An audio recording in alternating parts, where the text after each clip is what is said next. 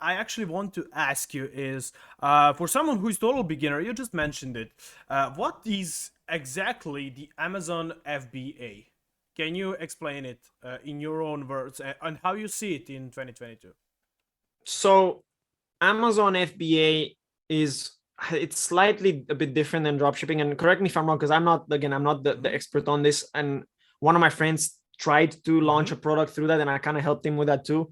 But it's basically you find a supplier. So it's similar to dropshipping, right? So you find a supplier that sells that thing.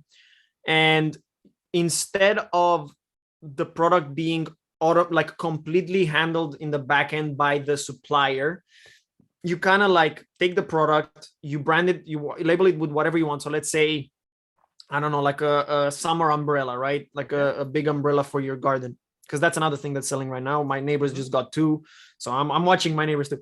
And so you go, and sometimes you go on Amazon and you see like kind of the same product, just with like different, like even this camera holder or like the tripod. It's the same tripod, just with different brands on them.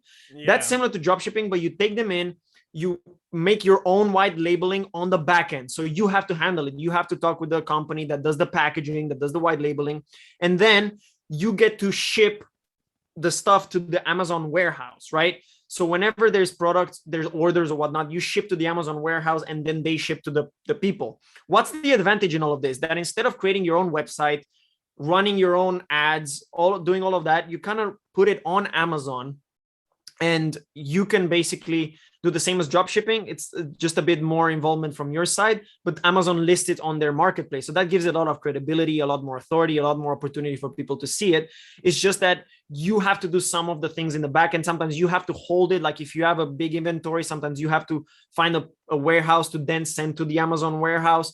Depending on how many orders you have, you have to handle some of the things. So it's very similar to drop shipping. It's just that it involves a bit more flexibility and more control on your end. And again, I recommend for people to go a bit more and watch this in their own time, like to go research a bit more. But in easy terms, that's what it is. It's just basically drop shipping through Amazon with a bit more involvement. You covered it perfectly, in my opinion. That's basically the same thing that I have learned while learning the Amazon FBA.